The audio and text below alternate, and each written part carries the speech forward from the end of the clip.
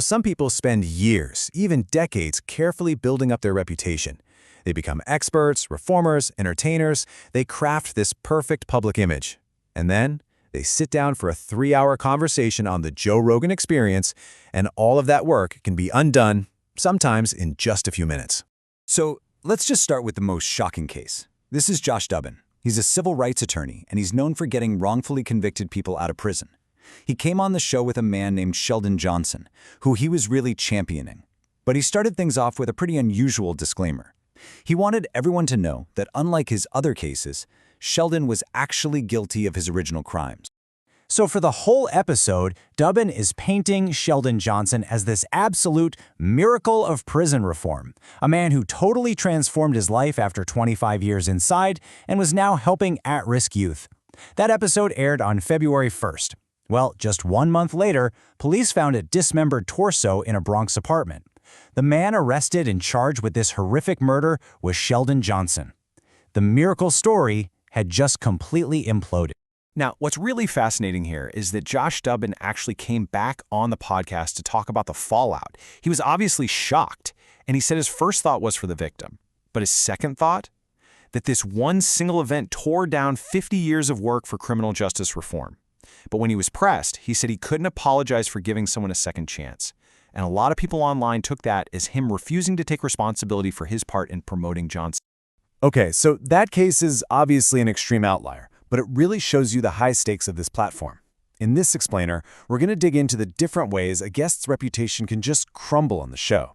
We'll look at how so-called experts can have their credibility collapse, how some guests create these moments of pure cringe, and how some outright frauds get totally exposed. And then we'll get into why this show has become such a gauntlet in the first place. All right, so the first pattern we're going to look at is what I'm calling the credibility collapse. This is when guests come on, present themselves as total experts, only to have all of that authority just evaporate under the slightest bit of pressure. Let's take former New York Times editor Bari Weiss.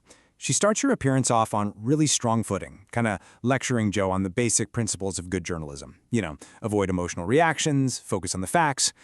But then, just a few minutes later, the conversation turns to politics.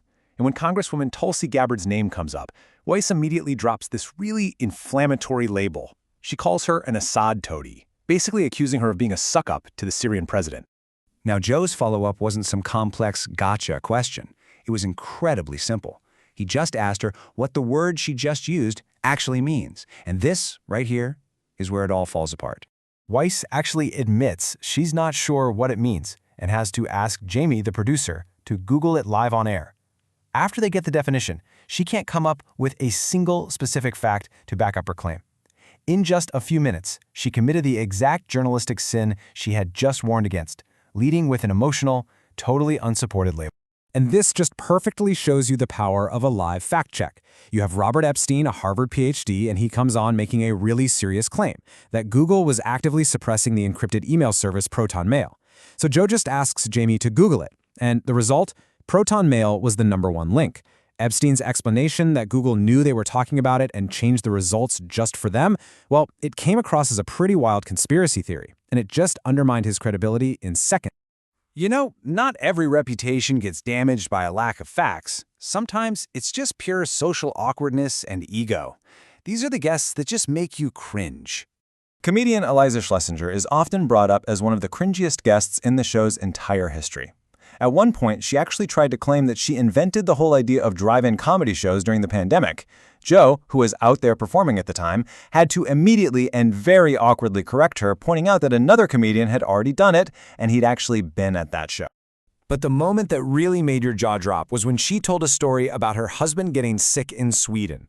She talked about being frustrated with the wait in the emergency room and asking this incredibly out-of-touch question, what happens if a celebrity comes in? Can't they just pay to get a doctor faster?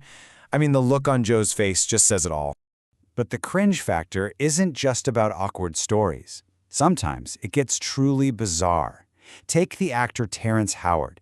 He came on the show to promote his own system of physics that he calls teleology, and the absolute core belief of his entire worldview, an idea he's been arguing about since the 3rd grade, that 1 × 1 = 2. All right, now we're going to raise the stakes again. These aren't just awkward moments or flimsy arguments. These are guests whose entire public persona was revealed either on the show or after to be a complete and total fabrication. This is Brian Dunning. His whole brand was being a professional skeptic. He hosted a podcast called Skeptoid, where he demanded rigorous sourcing for every single claim. Then he comes on Joe's show and is forced to admit that for a hit piece he had written about Joe, he hadn't kept any of his sources. That admission alone was a huge blow to his credibility. But the story gets so much worse. Later, this professional skeptic pleaded guilty to wire fraud for a $5 million scam. His entire persona was a lie. And the show's impact isn't just limited to its guests. Remember the Liver King? The fitness influencer who claimed his insane physique was all natural? He desperately wanted to come on the podcast, but Joe refused, and he publicly called him out for being on steroids. The whole thing escalated, and the Liver King was eventually exposed when his private emails detailing his entire steroid regimen were leaked. It proved Joe was right all along and completely destroyed his natural brand. So, you've got shocking crimes, collapsing credibility, exposed frauds. It all begs the question, why does this keep happening? What is it about this one specific podcast that makes it such a reputational minefield? Well, it really comes down to 4 key things that create a kind of perfect storm. First, the runtime. We're talking 3 hours or more. It's not just about the length, it's about exhaustion. Your prepared talking points run out, the mask starts to slip, and you're just left with your unscripted thoughts.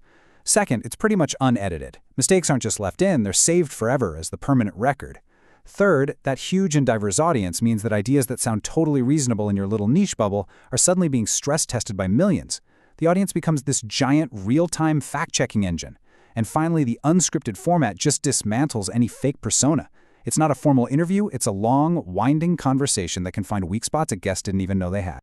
You know, we live in an age of these perfectly curated digital personas, where every public figure has a team crafting their image.